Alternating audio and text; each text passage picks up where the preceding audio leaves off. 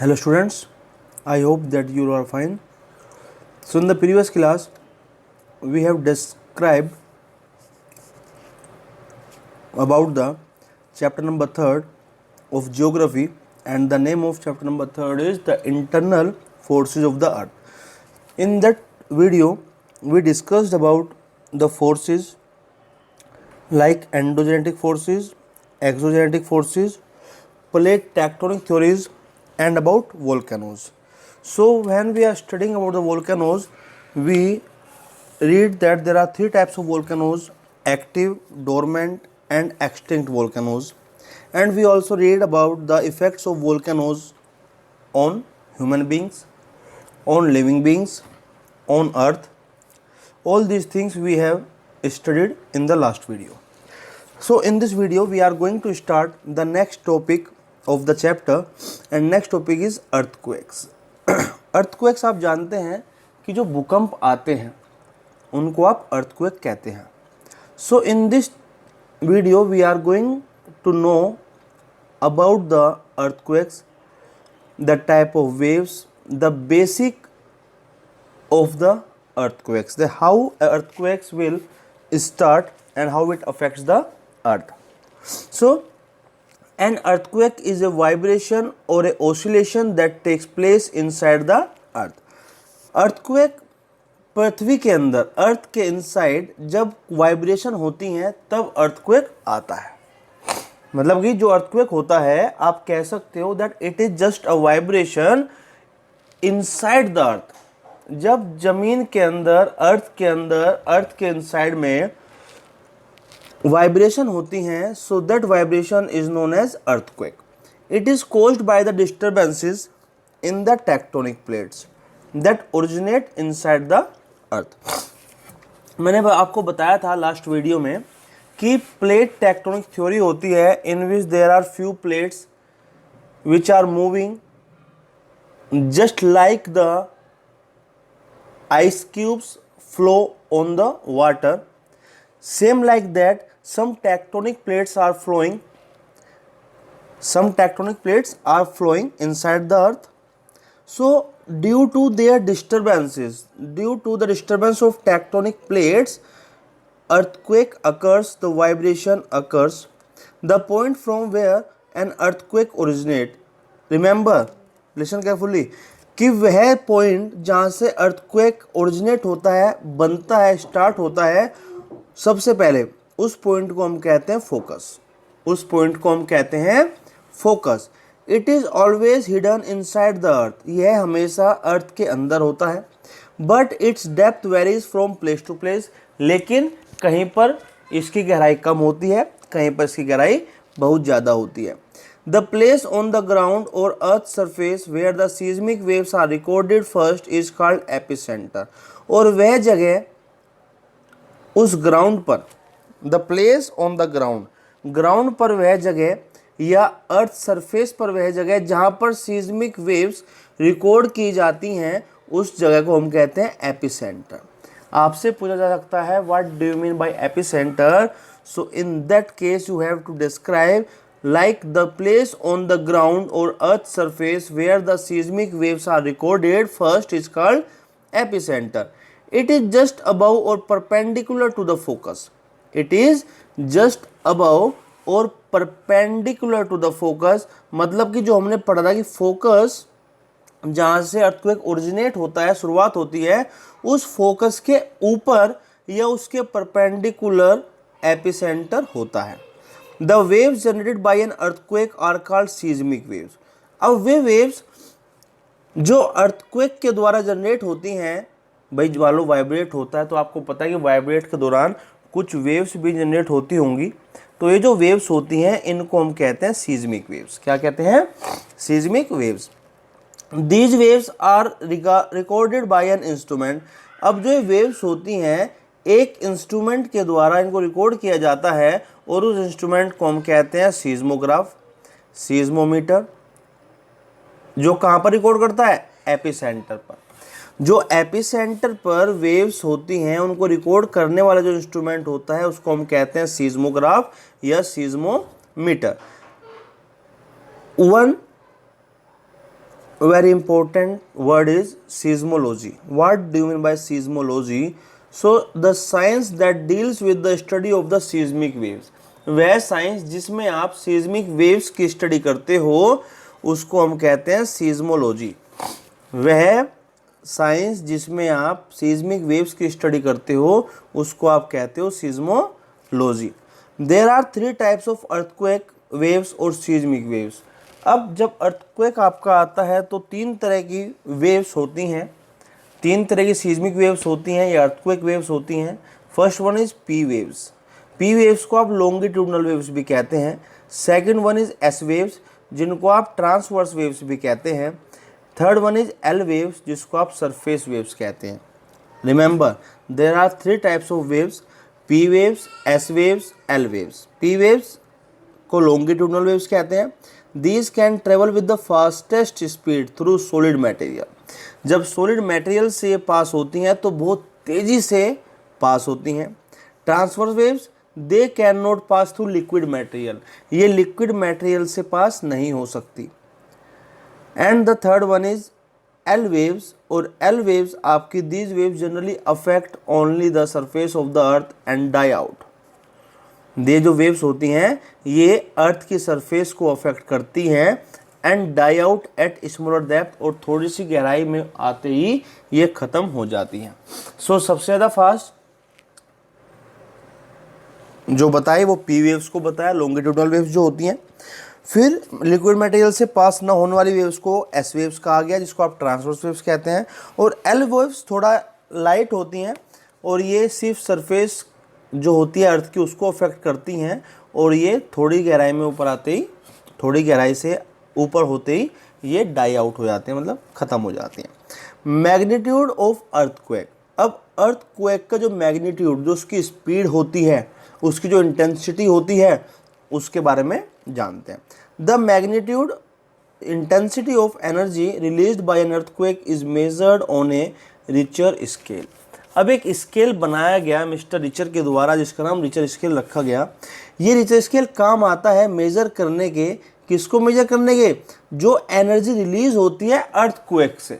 जब अर्थक्वेक आता है, भूकंप आता है, सो उसकी कितनी फोर्स है, कितनी इंटेंसिटी से वह ओरिजिनेट हुआ है, रिलीज हुआ है या ट्रेवल कर रहा है, वह सब मेजर की जाती हैं रिचर स्केल से। It was invented by mister Charles F Richter in 1935। अब जो रिचर स्केल था इसका इन्वेंशन किया गया 1935 में। किसने किया? चार्ल्स एफ रिचर ने किया।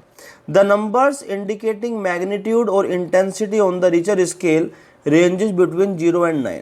अब जो इस रिचर स्केल पर जो नंबर लिखे होते हैं वो 0 से 9 तक लिखे होते हैं। द अर्थक्वेक्स दैट मेजर 6 और above on the Richter scale are considered to be destructive for life and property. अब जो अर्थक्वेक की इंटेंसिटी होती है अगर वो 6 या 6 से ऊपर होती है, अगर वो इंटेंसिटी 6 या 6 से ऊपर होती है तो हम कह सकते हैं कि भाई जो ये अर्थक्वेक है ये बहुत ज़्यादा हार्मफुल है, बहुत ज़्यादा डिस्ट्रक्टिव है, विनाशकारी है लाइफ और प्रॉपर्टी के लिए, इंसानों और ज़मीन के लिए बहुत ज़्यादा नुकसानदायक है। कौन सा? जिसकी इंटेंसिटी 6 या 6 से ऊपर आती है। World distribution of earthquake. World distribution of earthquake कि जो आपका वर्ल्ड है उसमें किस किस जगह पर कितना इंटेंसिटी का अर्थक्वेक आता है, किस जगह पर कम आता है, किस जगह पर ज़्यादा आता है, इस बारे में इस पैराग्राफ में जानने को मिलेगा। Earthquakes are mainly associated with the weaker and isolated areas of the globe. कि जो अर्थक्वेक है वो एसोसिएट होता है with the weaker and isolated areas of the globe. जो ये दुनिया है, नक्शा है, ग्लोब है, इसके जो कमज़ोर एरिया होते हैं, आइसोलेट एरिया होते हैं, उनसे खास तौर से एसोसिएट होता है। Most of the earthquakes occur in the zones of young fold mountains. अब जो यंग फोल्ड माउंटेन्स हैं, जो सबसे लेटेस्ट माउंटेन बनी है, उन जोन्स में अर्थक्वेक आता है। The zones of fracturing and faulting, जिन जोन्स में खराबी रहती है, मतलब वहाँ पे टूट फूट हो जाती है या उसमें कोई फॉल्ट होता है, उस जगह पर अर्थक्वेक आता है। The zones of active volcanoes, जो एक्टिव वोल्केनोज का एरिया होता है, जहाँ पर वोल्केनो एक्टिव होते हैं, सक्रिय होते हैं, वहाँ पर अर्थक्वेक आने के चांस ज़्यादा होते हैं।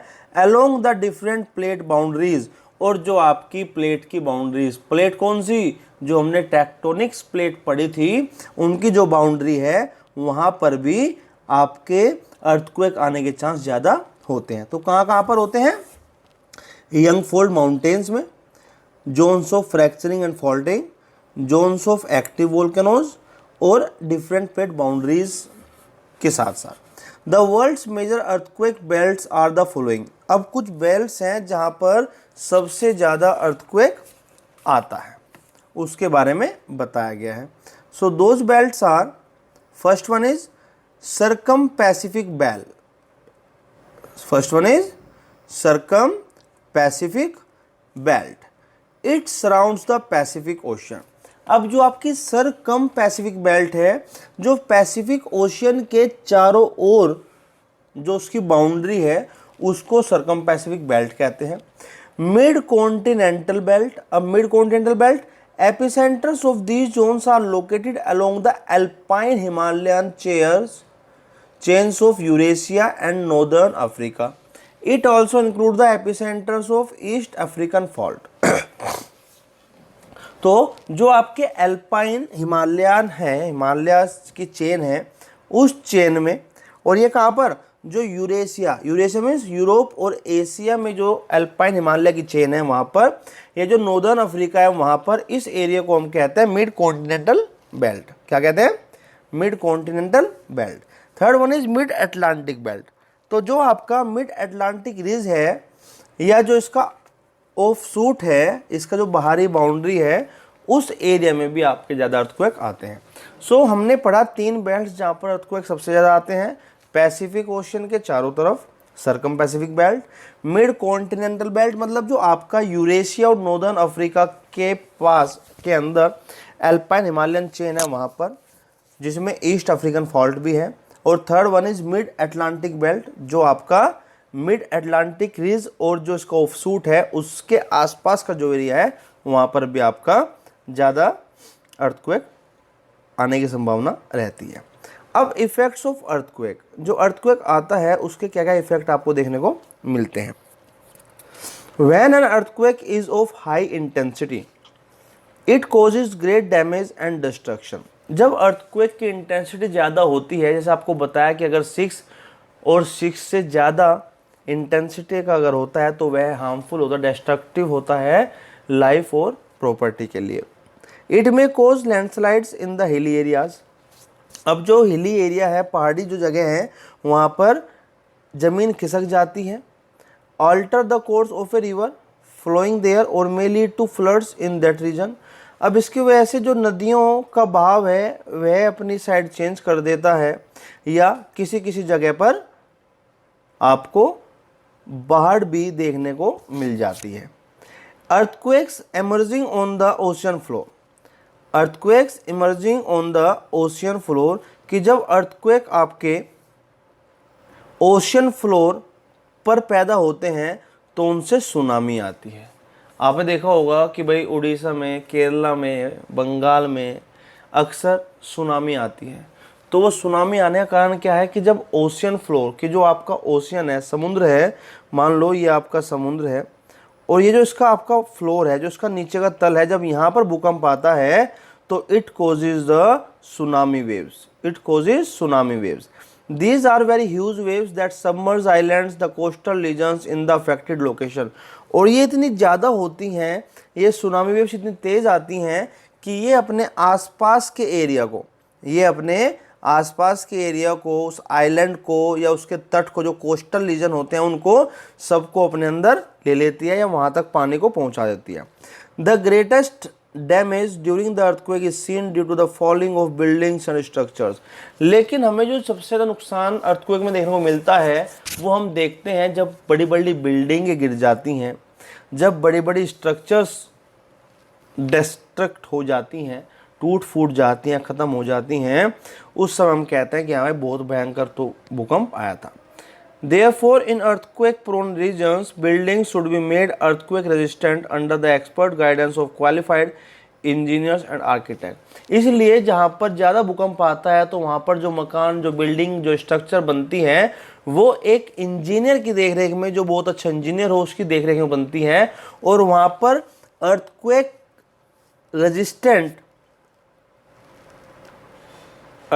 रेजिस्टेंट को ध्यान में रखते हुए ये मकान बनाए जाते हैं, जिससे कि अगर भूकंप आए तो इन पे कोई फर्क ना पड़े, इनमें कम से कम नुकसान हो।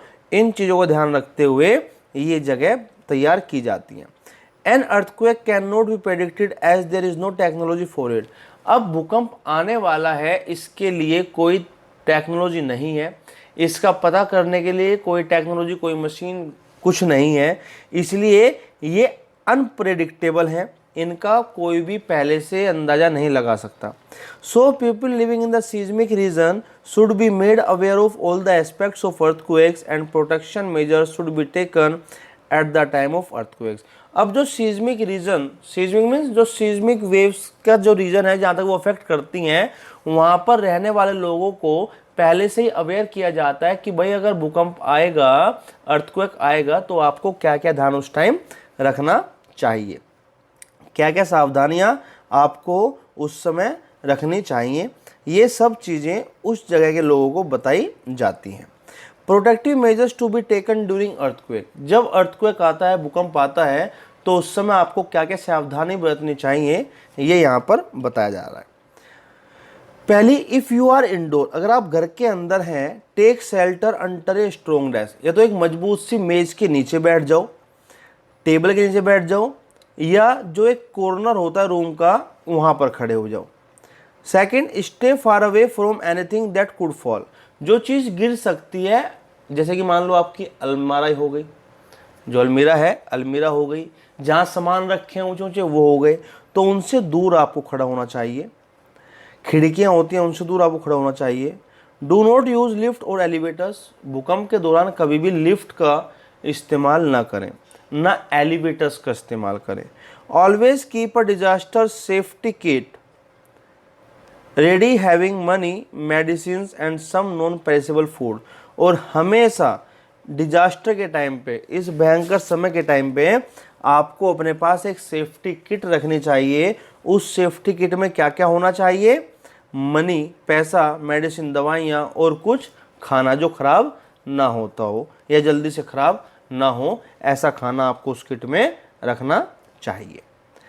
अब एक केस स्टडी देखते हैं, एक घटना हुई थी, उसके बारे में यहाँ पर हम डिस्कस करते हैं। इस घटना में क्या हुआ था? The Indian ocean experienced A severe earthquake on 26 दिसंबर 2004। 26 दिसंबर 2004 की बात है, एक बहुत भयंकर भूकंप आया था। कहाँ पर? इंडियन ओशियन में। Which further developed as deadly tsunami that occurred with a magnitude of 9.1 to 9.3 on the Richter scale at a depth of about 30 kilometre. तो एक इतना भयंकर, जब इंडियन ओशियन में वह भूकंप आया 26 दिसंबर 2004 को, तो उससे इतनी भयंकर सुनामी वेव्स बनी कि जो उसकी स्पीड थी, जो उसकी इंटेंसिटी थी, जो उसका मैग्नीट्यूड था, वो 9.1 से 9.3 तक रिकॉर्ड किया गया था। अब आपको बताया गया है कि जब 6 या 6 से ऊपर होता है तो वो डिस्ट्रक्टिव होता है, लेकिन यहाँ तो 9.1, 9.3 रिकॉर्ड किया गया था। और ये कितनी गहराई में था?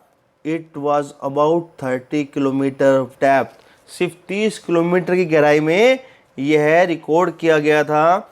और इससे जो इफेक्ट हुए थे, इंडोनेशिया, श्रीलंका, इंडिया में तमिलनाडु, थाईलैंड, मालदीव्स, ये सबसे ज़्यादा प्रभावित होने वाले और सबसे ज़्यादा नुकसान जिन देशों में हुआ था, जिन जगह पर हुआ था, ये वो नाम है। इसका मतलब ये देखो कि अगर इतनी इंटेंसिटी से अर्थक्वेक आ जाए तो कितना सारा एरिया यह अफेक्ट करता है, यह इस केस स्टडी में बताया गया है। ठीक है, so students, this is all about chapter number 3। आप इसको ध्यान से पढ़ें, समझें, और अगर कोई दिक्कत होती है तो आप लोग मुझसे पूछ भी सकते हैं। इसके एक्सरसाइज और क्वेश्चन आंसर आप ध्यान से करें। ठीक है, नमस्कार, धन्यवाद, मिलते हैं अगली वीडियो में।